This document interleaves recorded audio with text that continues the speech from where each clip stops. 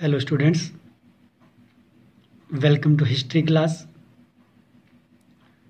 साडा क्वेश्चन चल रहा सी 1688 ईस्वी दी इंग्लैंड दी गौरवमई रक्तहीन ਜਾਂ शानदार क्रांति के कारण ਅਤੇ परिणामों की चर्चा करो।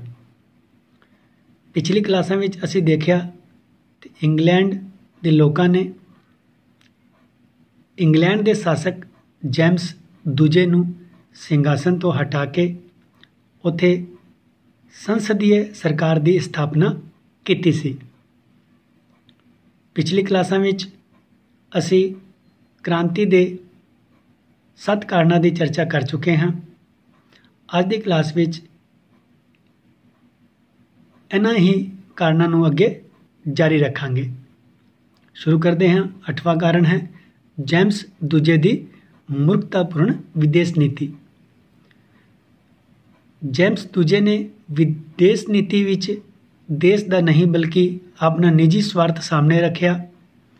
उसने फ्रांस के नाल दोस्ताना संबंध इसलिए स्थापित किए ताकि फ्रांस की तरफों आर्थिक और सैनिक सहयोग प्राप्त करके वो अपने देश विच अपनी निरंकुश सत्ता नूं और मजबूत करना चाहता सी। उस समय फ्रांस का शासक लुई 14वां सी, जो कैथोलिक धर्म का कट्टर अनुयायी सी। क्योंकि जेम्स दूजा भी कैथोलिक सी, इसलिए दोवें शासकों दे विच चंगे संबंध स्थापित होना स्वाभाविक सी। परंतु इंग्लैंड का प्रोटेस्टेंट वर्ग जेम्स दूजे दे फ्रांस के नाल चंगे संबंधों का विरोधी सी। जनता ने जेम्स दूजे तो यह मंग की कि वह फ्रांस के नाल चंगे संबंध समाप्त कर दे, परंतु जेम्स दूजे ने जनता की मांग वाल कोई ध्यान नहीं दिता। इस तरह उसकी विदेश नीति भी महामूर्खतापूर्ण सिद्ध हुई। यदि वो फ्रांस की जगह हॉलैंड ਜਾਂ किसी होर प्रोटेस्टेंट देश के नाल चंगे संबंधों नूं महत्व देंदा तो उसनूं अपना सिंघासन छड़ के भजना ना पैंदा। अगला कारण है जेम्स दूजे दे पुत्र का जन्म। जेम्स दूजे दे अत्याचारां नूं इंग्लैंड की जनता इसलिए सहे जा रही सी कि वो आप तो बूढ़ा हो गया सी अते उसका कोई पुत्र भी नहीं सी। इसलिए उसकी मौत तो बाद उसकी पुत्री मेरी उसकी पुत्री का नाम है। उसकी पुत्री मेरी सिंघासन ते बैठेगी। मेरी दा विआह हॉलैंड के प्रोटेस्टेंट शासक विलियम ऑफ जोरेंस के नाल होया सी। इत्थे ध्यान रखियो, मैरी दा विआह हॉलैंड के प्रोटेस्टेंट शासक विलियम ऑफ ऑरेंज के नाल होया सी। ये गल तुहानूं अगे काम आऊगी।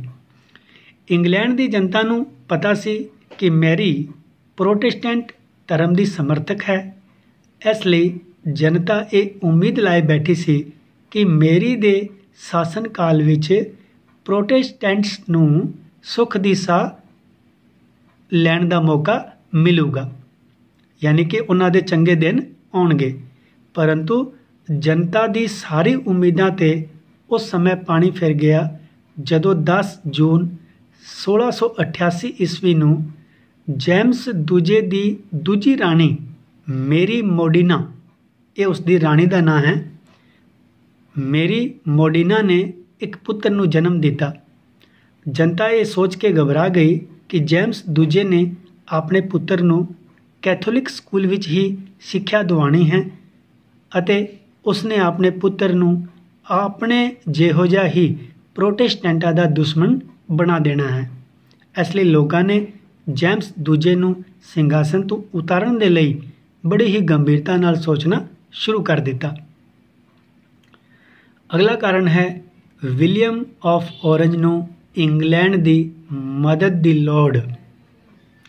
कुछ इतिहासकारों का यह मनना है कि असी जिन्ने भी कारणों की चर्चा की है, इन्हां सारे कारणों के होंदे हुए भी इंग्लैंड की गौरवमयी क्रांति होनी संभव नहीं सी यदि उस समय विलियम ऑफ ऑरेंज ਨੂੰ फ्रांस ਦੇ शासक लुई 14वें ਦੇ ਵਿਰੁੱਧ ਇੰਗਲੈਂਡ ਦੀ ਸਹਾਇਤਾ ਦੀ ਲੋੜ ਨਾ ਹੁੰਦੀ।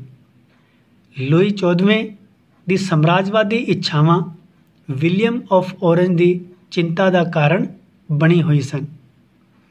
ਵਿਲੀਅਮ ਆਫ ਔਰੰਜ ਦੀ ਇਸ ਸਥਿਤੀ ਦਾ ਵਰਣਨ ਕਰਦੇ ਹੋਏ ਪ੍ਰਸਿੱਧ ਇਤਿਹਾਸਕਾਰ ਟ੍ਰੈਵੈਲੀਅਨ ਨੇ ਠੀਕ ਹੀ ਲਿਖਿਆ ਹੈ ਕਿ ਉਸ ਨੂੰ ਇੰਗਲੈਂਡ ਦੀ ਉਨੀ ਹੀ ਲੋੜ ਸੀ ਜਿੰਨੀ ਕਿ ਇੰਗਲੈਂਡ ਦੀ ਜਨਤਾ ਉਸ ਨੂੰ ਚਾਹੁੰਦੀ ਸੀ। ਜੇਕਰ ਵਿਲੀਅਮ ਆਫ ਔਰੰਜ ਇਸ ਤਰ੍ਹਾਂ ਦੀ ਮੁਸ਼ਕਿਲ ਵਿੱਚ ਨਾ ਫਸਿਆ ਹੁੰਦਾ, ਕਿਸ ਤਰ੍ਹਾਂ ਦੀ ਕਿ ਉਹ ਲੁਈ 14ਵੇਂ ਦੀ ਸਾਮਰਾਜਵਾਦੀ ਇੱਛਾਵਾਂ ਤੋਂ ਡਰਿਆ ਹੋਇਆ ਸੀ, ਇਸ ਤਰ੍ਹਾਂ ਦੀ ਮੁਸ਼ਕਿਲਾਂ ਵਿੱਚ ਨਾ ਫਸਿਆ ਹੁੰਦਾ ਤੇ ਉਸਨੇ ਇੰਗਲੈਂਡ यानी कि आपने ससुराल आने तो पहला कई बार सोचना सी। इस तरह स्टूडेंट्स ये सारे 10 कारण सन जिहड़े कि मैं MS मान की किताब विचों ही तुहानूं कराए हैं। हुण असीं गल करांगे क्रांति दीआं घटनावां। सारे कारणों के सामूहिक प्रभाव नाल ब्रिटेन की संसद के विग अते टोरी दलों ते चर्च के प्रतिनिधियों ने मिल के मेरी अते उसके पति विलियम ऑफ ऑरेंज नूं ये सुनेहा भेजिया कि वह अपनी सेना दे नाल इंग्लैंड आए अते लोकां नूं जेम्स दूजे के अत्याचारों तो उन्हां नूं बचाए। विलियम ऑफ ऑरेंज भी इंग्लैंड की सहायता की लोड़ सी, इसलिए उसने भी इंग्लैंड के लोगों की मदद करना स्वीकार कर लिया अते 5 नवंबर 1688 ईस्वी नूं अपने 15,000 सैनिकों के नाल टोरबो बंदरगाह ते पहुँच गया। उस समय यदि जेम्स दूजा चाहता तो वह जनता की सारी मंगां पूरी करके स्थिति नूं संभाल सकता सी, परंतु वो बहुत जिद्दी अते हठी सी। वो भी अपनी सेना लैके आगे वध आया, परंतु जदों उसनूं ये पता लग्या कि उसका अपना सेनापति जॉन चर्चिल अते उसकी अपनी दूजी पुत्री एन उसका साथ छड़ के भज गए हैं तो वह घबरा गया। इस समय उसने लोगों नूं विश्वास विच लैण दा प्रयास किया, परंतु वह लोगों नूं विश्वास विच लैण दा प्रयास किया कि वह संसद बुलाएगा, धार्मिक अदालत नूं भंग कर देवेगा अते कैथोलिकां नूं उच्चे अहुदियां तो हटा देगा, परंतु हुण बहुत देर हो चुकी सी। उसदी किसी ने ना सुनी अते ना ही किसी नूं उस ते विश्वास सी।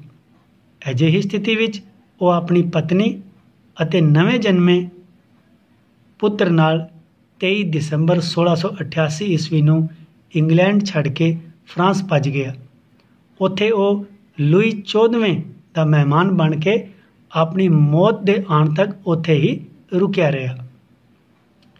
मैरी अते विलियम ऑफ ऑरेंज जदों इंग्लैंड पहुँचे तो लोगों ने उन्हां दा बहुत जोश के नाल स्वागत किया। इंग्लैंड का सिंघासन खाली सी, इसलिए एक बैठक बुलाई गई जिस विच अधिकार घोषणा के कानून नूं पास कर दिता गया। इस दे अनुसार कुछ शर्तां दे नाल इंग्लैंड का सिंघासन मैरी अते उसके पति, मैरी जिहड़ी है वो जेम्स दूजे की बेटी है, विलियम ऑफ ऑरेंज जिहड़ा है वो जेम्स दूजे का जवाई है। मैरी अते उसके पति विलियम नूं सिंघासन सौंप दिता गया क्योंकि विलियम नूं भी इंग्लैंड की सहायता की लोड़ सी, इसलिए उसने भी सारी शर्तां नूं स्वीकार कर लिया। इस अधिकार घोषणा ने राजा के शक्तियां नूं बहुत घटा दिता सी, इसलिए वो वैधानिक शासक के रूप में इंग्लैंड का राजा बन गया। इस तरह मैरी अते उसके पति विलियम ऑफ ऑरेंज 13 जनवरी 1699 ਈਸਵੀ ਨੂੰ ਇੰਗਲੈਂਡ ਦੇ ਸਿੰਘਾਸਨ ਤੇ ਬਹਿ ਗਏ ਅਤੇ ਇਹ ਕ੍ਰਾਂਤੀ ਸਫਲ ਹੋ ਗਈ। ਸਟੂਡੈਂਟਸ, ਅੱਜ ਦੀ ਕਲਾਸ ਵਿੱਚ ਇੰਨਾ ਹੀ। ਅਗਲੀ ਕਲਾਸ ਵਿੱਚ ਅਸੀਂ ਐਸੀ ਕ੍ਰਾਂਤੀ ਦੇ ਪਰਿਣਾਮਾਂ ਦੀ ਚਰਚਾ ਕਰਾਂਗੇ। ਮੈਂ ਉਮੀਦ ਕਰਦਾ ਹਾਂ ਕਿ ਤੁਸੀਂ ਨਾਲ ਨੋਟਸ ਬਣਾਉਂਦੇ ਹੋਵੋਗੇ, ਕਿਉਂਕਿ ਇਹ ਪ੍ਰਸ਼ਨ ਇਸ ਵਾਰ ਦੇ ਲਈ ਮੋਸਟ ਇੰਪੋਰਟੈਂਟ ਕੁਐਸਚਨ ਹੈ। ਅਗਲੀ ਕਲਾਸ ਵਿੱਚ ਪਰਿਣਾਮਾਂ ਦੇ ਨਾਲ ਫਿਰ ਮਿਲਦੇ ਹਾਂ। ਬਹੁਤ ਬਹੁਤ ਧੰਨਵਾਦ।